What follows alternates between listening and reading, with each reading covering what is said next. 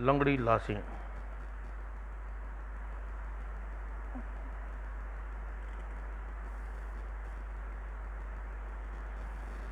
बचा हुआ या मार डाला।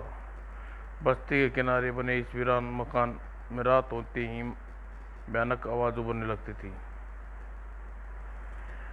और इन चीखों से आवारा कुत्ते भी डर कर रो उठते थे। उस दिन वीरान मकान में प्रवेश किया एक जोड़े प्रवेश ने किया। लगता है यह मकान वर्षों से बंद है। लोग को विश्वास था मकान भूत परोस का बसेरा है, इसलिए उसके निकट भी जाने से डरते थे। कल रात फिर इस मकान में चीख उभरी थी, यह मकान नहीं भूतों का डेरा है, जल्दी निकल यहाँ से, चलो यहाँ से। यह खुल गया। तुम्हें खुश होना चाहिए, इस कम किराए पर इतना बड़ा मकान मिल गया। मैं खुश हूँ। और शीला और रमेश नाम के दंपति नामक सफाई में जुट गए। पूरे मकान की सफाई करते करते उन्हें रात हो गई। वो बहुत थक गए हैं। हाँ, अब जाकर आराम की नींद आएगी। और तभी ओह, बाहर कुत्ते रो रहे हैं। तो इन्हें डरने की क्या बात है, आवारा कुत्ते रोते ही रहते हैं। और तभी दर दर दर अरे कमरे का दरवाज़ा कौन खटखटा रहा है? मकान के बाहर दरवाज़ा तो बंद किया था, मैं देखता हूँ। मत जाओ रमेश, मुझे डर लग रहा है। कौन है? और अगले ही पल उसका दिल उसके हलक में आ गया। और इसी के साथ वातावरण में किसी महिला के रोने की खबर। सु सु सु। और रमेश को कुछ समझने से पहले उसका हाथ कंधे पर आ टिका। और रमेश घबराहट में दरवाजे की चलानी बंद करनी चाहिए, लेकिन क्या हुआ रमेश? वह कटा हुआ हाथ देख के शीला की चीख निकल गई। और यह क्या है रमेश? मुझे तो कोई भूतिया चक्कर लगता है। और तभी यह कटे हुए हाथ। हाँ, हाथ बच्चों के लगते हैं। और तभी छोड़ दे। और तभी सारे हाथ उन दोनों को पकड़ लिया। आ और तभी मानो में ऐसा शोर उठा मानो बहुत से बच्चे मिलकर रो रहे हों।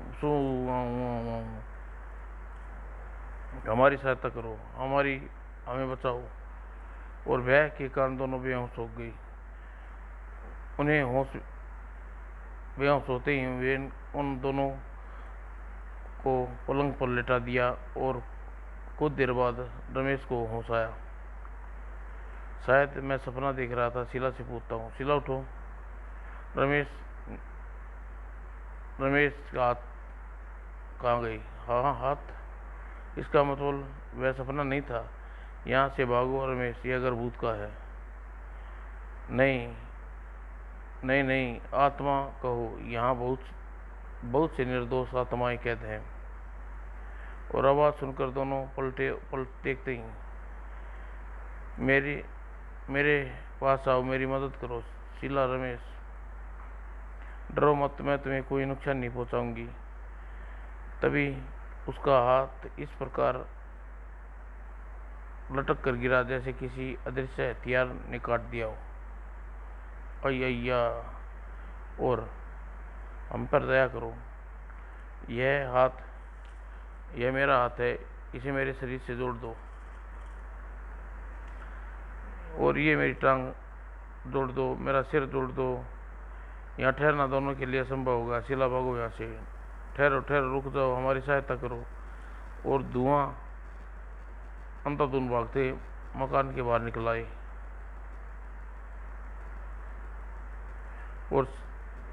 और सड़क की ओर दौड़ पड़े। घबराहट में तेजी से आते ट्रक को भी न देख सका। और कचक कचक भूतिया मकान के मालिक जोगिंदर, उसका पुत्र रामू शोक में डूबे हुए थे। मुझे लगता है किराएदार की मौत मकान के डेरा डाले प्रेत आत्मा के कारण हुई है। और उसी रात बाबा महाराज से आज जंगल में अचानक लगाए हुआ है। इसी उससे कोई उपाय कर सकते हैं। और सिर दी, तुम्हें वह मकान किराए पर नहीं देना चाहिए था बापू। खैर, जो हो गया हो गया, लेकिन अब उन मकान में पर्यंत मुक्त कराने का निर्णय कर चुका हूँ। वह रे बाबा, बाबा महाराज की जय हो। कौन हो बच्चा? राजू ने अपना परिचय कराया और फिर मकान के विषय में बताया। तो मकान में प्रेत घुसाए हैं। हाँ बाबा, हमारी सहायता कर दीजिए, हम बस्ती वाले उस प्रेत से तंग हैं। बाबा महाराज उस समय राजू के साथ आ गई। बाबा, यही है मकान। ठीक है, तू हमारे पीछे रहना और हम करेंगे, चुपचाप देखते रहना। और अंदर आकर आजा, घबरा नहीं। तभी या बाबा, डरो मत। हाँ हाँ हाँ, चले जाओ यहाँ से, हमारी तुम में से कोई शत्रुता नहीं है। डर मत बालक, मेरे साथ आ। और बाबा प्रेत महिला से बोले,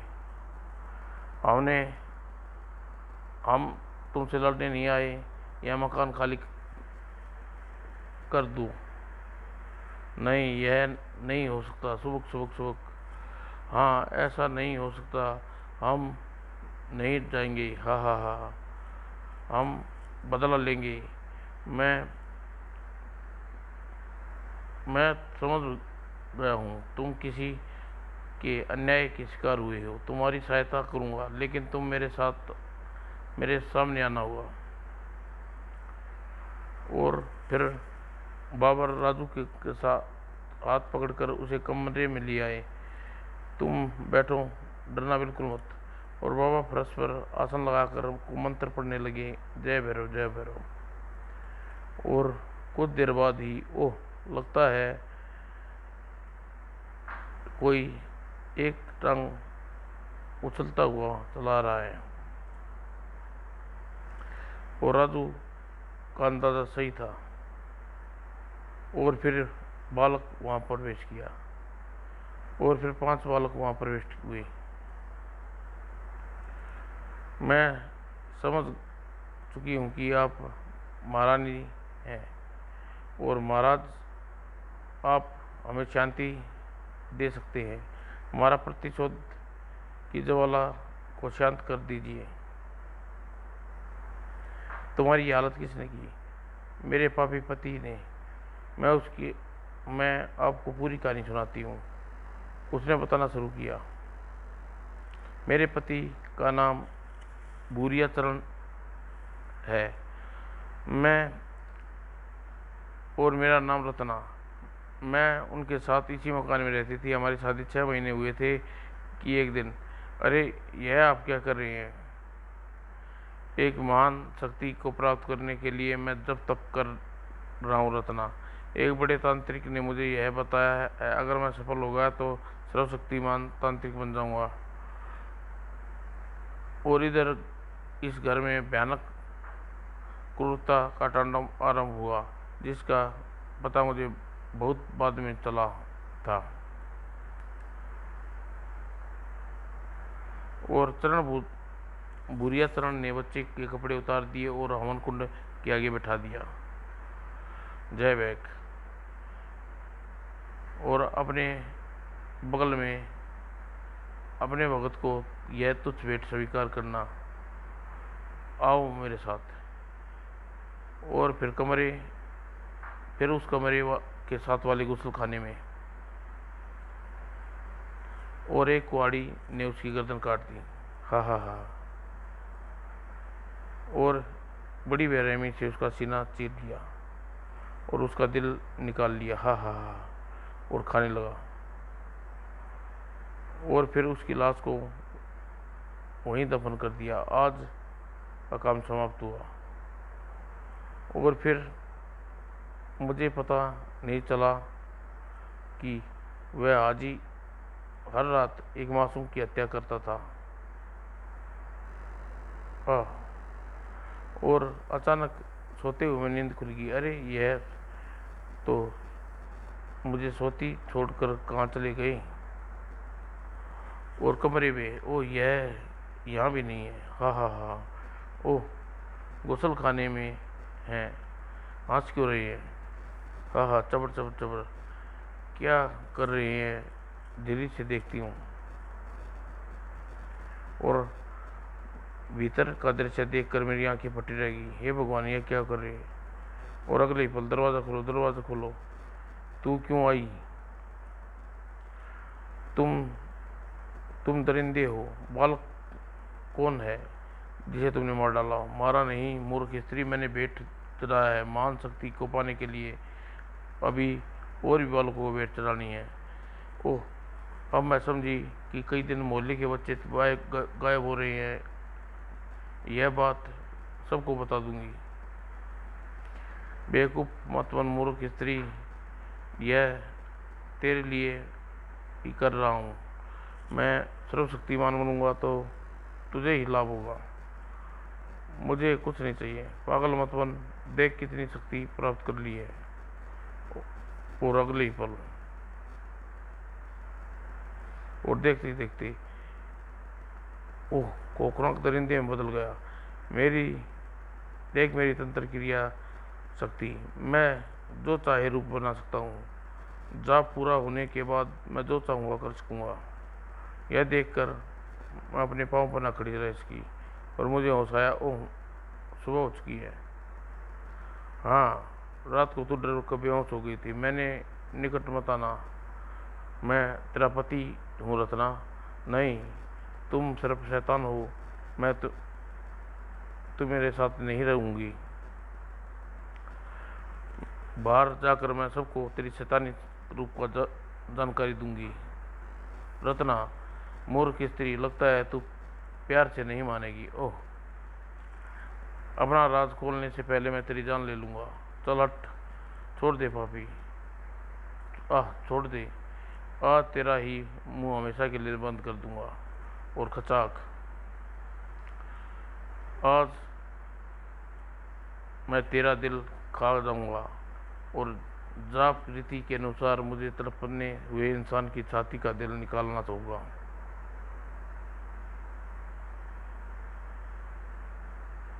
खचाक, और चब चब चब चब। बस मेरी कहानी है महाराज।